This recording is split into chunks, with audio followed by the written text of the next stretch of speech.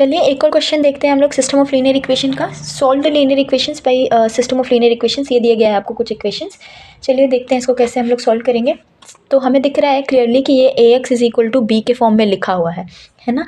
A X is equal to B मतलब non homogeneous system of linear equations, ठीक है। तो नॉन होमोजेनियस है। चलिए हम लोग इसको बना लेते हैं। तो यहाँ से हो जाएगा क्या, पहले तो हम लोग कोफिशिएंट मैट्रिक्स बनाते हैं विच इज़ 1 1 3 -1 2 -4 2 3 -5, ठीक है। अब हम लोग वेरिएबल मैट्रिक्स लिखते हैं जो कि होगी यक्स वाई जेड, जितने वेरिएबल हैं उनको लिख लीजिए। और फिर उसके बाद में कांस्टेंट मैट्रिक्स लिखते हैं जो कि है बी 3 5 -13, ठीक है। ये हमने लिख लिया।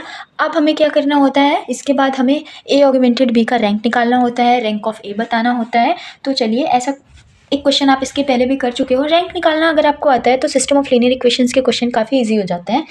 तो देखिए हम लोग लिखते हैं ए ऑगमेंटेड बी, ठीक है।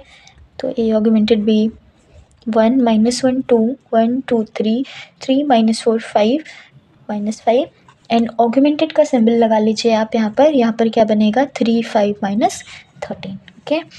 तो यहाँ इसके बाद हम अगला ऑपरेशन अपना लगाएंगे। आपको पता है हमें इसे एक्लॉन फॉर्म का यूज़ करके हमें क्या करना है, रैंक निकालना है। तो चलिए हम लोग ऑपरेशन लगाते हैं। तो आपको पता है कहाँ कहाँ हमें ज़ीरो बनाना है, हमें इस प्लेस पे ज़ीरो बनाना है, इस प्लेस पे और इस प्लेस पे, ठीक है। इनके लिए हम ऑपरेशन लगाएंगे।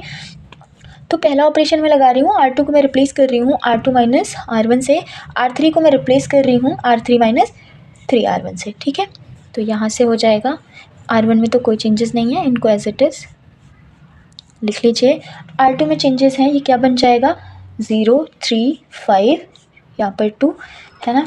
यहाँ पर बन जाएगा 0 -1 -11 एंड यहाँ पे हो जाएगा कितना -22, ठीक है ना। 1 से कि यहाँ पर आपका 3 -2 इज़ 1, सॉरी यहाँ पर 1 कर लीजिएगा आप लोग, और यहाँ पर R1 है, ठीक है। तो ये बन गया है ना। तो चलिए अब अगला आपको दिख रहा है कि यहाँ दो प्लेसेस पे हम लोग ऑलरेडी ज़ीरो बना चुके हैं। अब हमें ज़ीरो बनाना है यहाँ पर। तो यहाँ ज़ीरो बनाने के लिए मैं अगला ऑपरेशन लगाऊंगी। देखिए मैं रिप्लेस कर रही हूँ R3 को R3 + 1/3 R2 से, ठीक है। अगर मैं ये ऑपरेशन लगा दूँ, इसमें 1/3 से मल्टीप्लाई कर दूँ और फिर इन दोनों को ऐड कर दूँ तो -1 + 1 कितना हो जाएगा, 0 हो जाएगा। देखिए 1 -1 2, यहाँ पर ऑगमेंटेड का सिंबल, और यहाँ पर 3, यहाँ पर 0, यहाँ पर 3, यहाँ पर 1, यहाँ 2, यहाँ 0 0 एंड दिस विल बिकम -32/3, यहाँ पर हो जाएगा -64/3, ऑलराइट। तो आप देख पा रहे हैं कि जहाँ जहाँ हमें ज़ीरो बनाना था वहाँ उन 3 प्लेसेस पे ज़ीरो ऑलरेडी बन चुका है। तो अब हम लोग अपना रैंक लिखते हैं। तो देखिए रैंक ऑफ ए आपको पता है कितना आ गया, 3 आ गया, और rank of A augmented B भी कितना आ गया, 3 आ गया, है ना।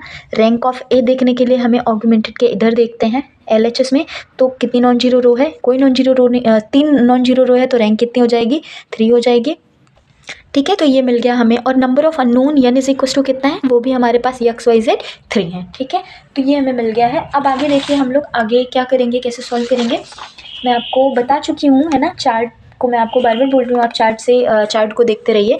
देखिए इसका मतलब ये हुआ कि rank of A is equal to rank of A augmented B is equal to number of unknown, ठीक है। तीनों ये इक्वल हो गए, और जब तीनों इक्वल होते हैं तो कैसा सिस्टम कैसा होता है, सिस्टम इज कंसिस्टेंट, है ना। सिस्टम कैसा हो गया, कंसिस्टेंट हो गया। और कैसा सोल्यूशन मिलेगा, विच इम्प्लाइज कैसा सोल्यूशन मिलेगा, यूनिक सोल्यूशन, ठीक है, यूनिक सोल्यूशन, ठीक। चलिए देखते हैं कि हम लोग सोल्यूशन निकालेंगे कैसे, इसकी बात करते हैं।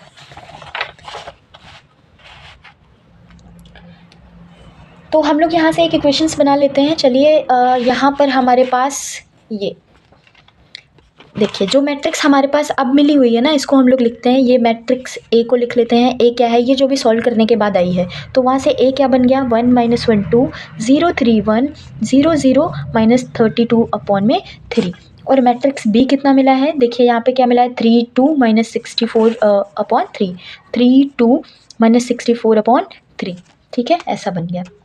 इज इक्वल टू क्या होता है, बी होता है वन सेक, इसको ऐसे नहीं लिखेंगे, एक सेकेंड, आप इसको ऐसे लिखिएगा, सॉरी, यहाँ पर 1 - 1 2 0 3 1, यहाँ पर 0 0 -32/3, और यहाँ पर हम लोग वेरिएबल मैट्रिक्स लिखते हैं, I forgot, x y z, और यहाँ पर लिखेंगे बी मैट्रिक्स विच इज़ 3, ये जो आया है ए ऑगमेंटेड बी के साथ 3 2 -64/3, ठीक है।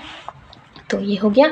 अब यहाँ पर इसके बाद में हमें क्या करना है, इसको थोड़ा सा सॉल्व कर लेना है। अगर हम इसको सॉल्व करेंगे तो हमें इक्वेशन क्या मिलेगी, यहाँ से देखिए, इनका मल्टीप्लाई करवाइए तो मिलेगा x - y + 2z = 3, ठीक है। यहाँ पर देखेंगे आप, दूसरी इक्वेशन आपको मिलेगी 3y + z = 2। अगली इक्वेशन हमें क्या मिलेगी, -32/3 z = -64/3। ये हमें 3 इक्वेशन मिल गई। मैं नाम दे देती हूँ A, B एंड C। अब आप इस इक्वेशन ए बी सी को सॉल्व करेंगे। जब आप यहाँ पे सॉल्व करेंगे इक्वेशन सी को, फ्रॉम सी थर्ड इक्वेशन को आप सॉल्व करेंगे तो आप z = आपको क्या मिल जाएगा, z = मिल जाएगा आपको 2। और जब आप z की वैल्यू इक्वेशन नंबर बी में पुट करेंगे, फ्रॉम बी, जब आप ये z की वैल्यू बी में पुट करेंगे तो कितना हो जाएगा, 3y + 2 = 2, विच इम्प्लाइज y = 0, है ना।